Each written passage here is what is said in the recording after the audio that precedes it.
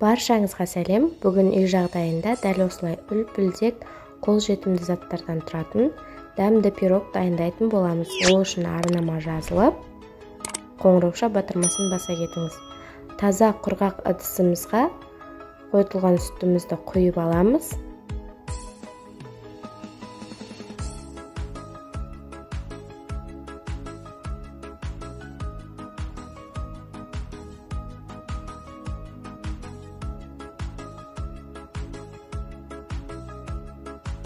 Үстінен жұмыртқамызды салып, венчиктің немесе шанышқының көмегімен біркелкі масса болғанша араластырып алатын боламыз.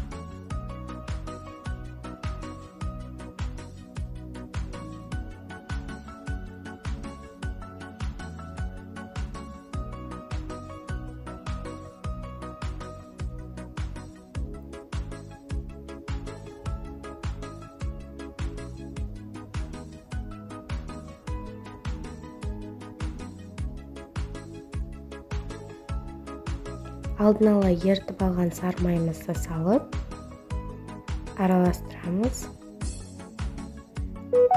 Толық мөлшерін описание бөлімінде жазып қалдыратын боламын. Сол жерден қарап, міндетті түрде жасап көріңіз. Жасап көрген соң өз пікіріңізбен бөлісе кетіңіз. Өте ерекше пирог. Үлпілдек болып шығады. Дәл осы рецептпен жасап көруге кеңес беремін. Алдын ала електен өткізіп алған ұнымызды аз-аз бөліктен бөле отыра салып, біркелкі масса болғанша араластырып аламыз.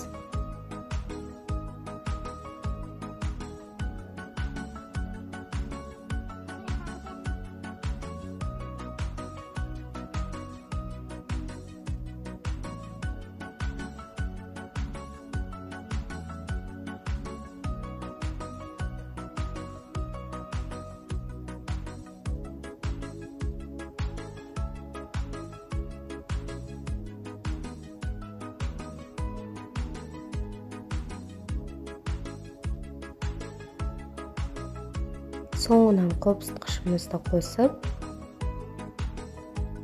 біркелкі масса болғанша араластырып алатын боламыз.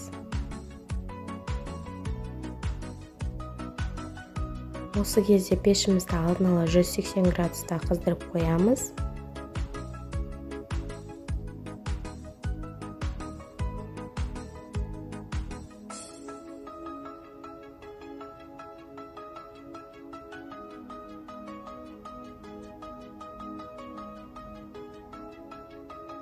Дәл осындай масса болып шығады.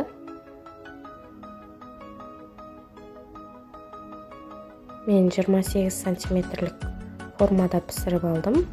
Өз қалауыңыз бойынша пісіріп алуыңызға болады.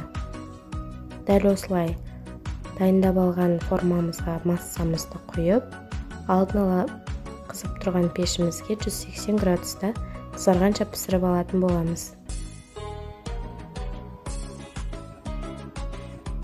Мінекей біздің пирогымыз дайын. Піскеннен соң міндетті түрде ағаш таяқшамен тексеріп көріңіз.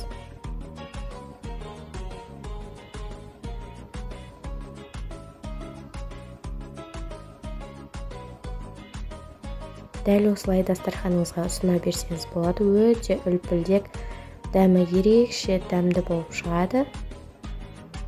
Дәл осы рецептпен жасап көруге кеңес беремін. Сіздермен болған Аймекен.